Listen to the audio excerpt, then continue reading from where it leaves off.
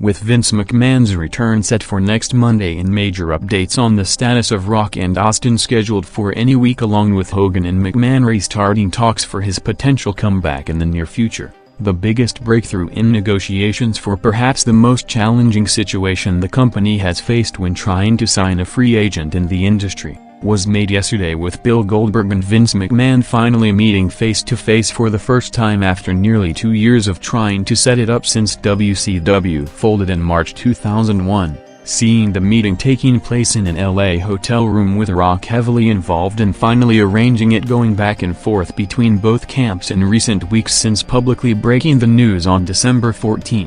With Goldberg, who still has several matches on his All Japan contract, reportedly pushing for a short-term deal that will start with Goldberg vs. Rock headlining WrestleMania 19, followed by the rematch at Backlash a month later, while also mentioning Austin, Angle and Taker as potential opponents, with McMahon in a similar obstacle to his talks with Sting in early 2002, looking for a deal similar to what the three NWO members were offered last year, with around 10 dates per month, with talks set to continue over the next several weeks, with time running out for a deal, with the build-up to the planned Rock vs. Goldberg main event needing to start in the near future, with SmackDown after promoting a Lesnar vs. A-Train main event opening with 2 back-to-back matches of Show vs. Rikishi and Chavo vs. Cena, each going 5 minutes, averaging a strong 5.5 million viewers for the first half hour, to further indicate on a major change in recent months in SmackDown's consistent viewing pattern since first going on the air in 1999,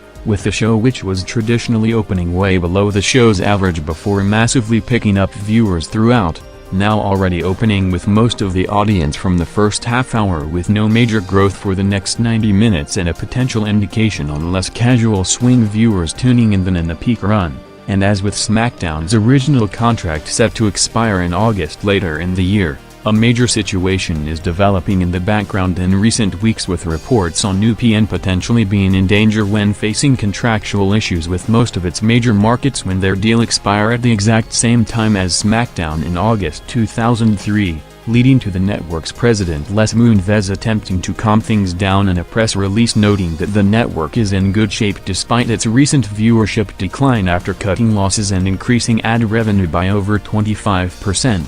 While specifically mentioning SmackDown as the top show on the network, saying that Wrestling Night on Thursdays is still their most profitable night of the week, with negotiations for a new deal currently going on between the network and the company, with the broadcast on the night remaining the network's most watched show of the week by a 1.3 million viewers margin, after the strong start picking up over 400,000 viewers throughout the first hour, with Tajiri's TV return against Noble going 4 minutes, followed by Team Angle walking to the ring.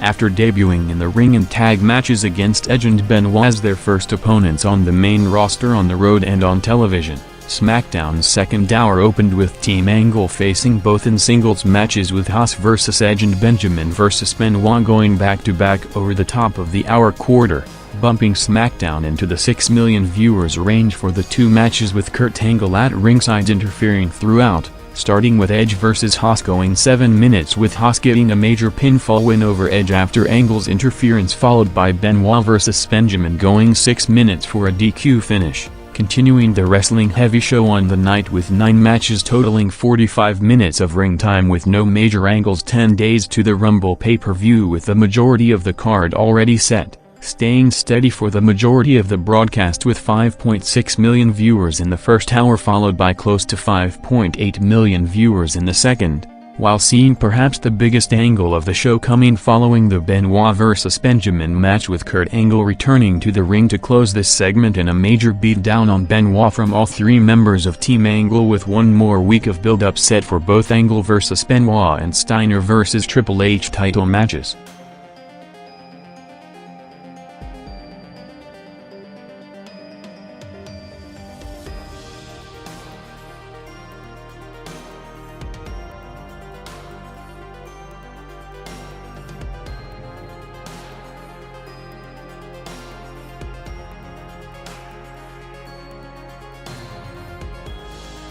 with the Raw 10th anniversary special set to air on Tuesday night at the same time of the usual SmackDown TV taping. Next week's show from the Continental Airlines Arena in New Jersey is set to be taped on Sunday for a week, with the SmackDown crew set to be at the World in New York on Tuesday. And for the second straight week, SmackDown started to heavily push the upcoming debut of Nathan Jones, with 2 TV spots on the night playing off his prison time as part of his planned character as a loose cannon, followed by the major return name for the Rumble, with Undertaker's second promo after the first focused on his early to mid-90s Dead Man run, mainly highlighting his Attitude Era Ministry years to further raise speculation on his return in a new character. And with the SmackDown taping on Tuesday ending with Albert nearly suffering a major injury in a Lesnar match, the biggest talking point from Thursday, January 9th, even more than anything taking place on the SmackDown show, came from the previous performer, who is currently out following a mistimed spot against Lesnar in September 2002,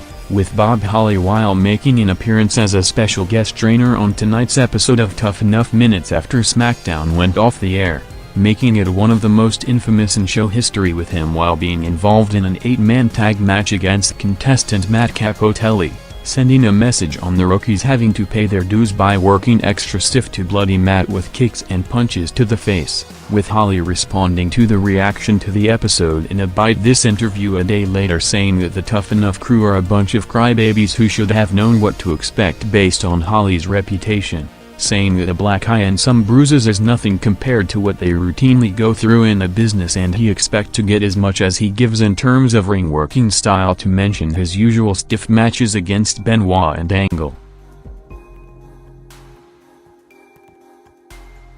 Lesnar and A-Train made their entrances at 9:52 p.m. to go 3 minutes in the final quarter, with the match with the strong visual of Lesnar and Albert going face-to-face, managing to break the recent viewing pattern to peak the show in the main event for the first time in months, making the Lesnar vs. Albert match along with the show-closing Alan Dawn skit drawing over 6.1 million viewers in the first show-high SmackDown final quarter since October, with the match ending up making headlines for a different reason, since the SmackDown show took place on Tuesday to result in last-minute changes to the original script of the TV taping, as after building up Lesnar show and Heyman angle with them promoting a confrontation with Lesnar for almost 2 hours, Lesnar, after calling them out to the ring, ended up giving Albert a second F5, which saw him landing on his head to almost cause serious neck injury, leading to the TV version ending abruptly with Show and Heyman instead leaving the building, while the second F5 was edited out by Thursday, seeing Albert, which noted the incident as him and Brock having bad timing on the spot,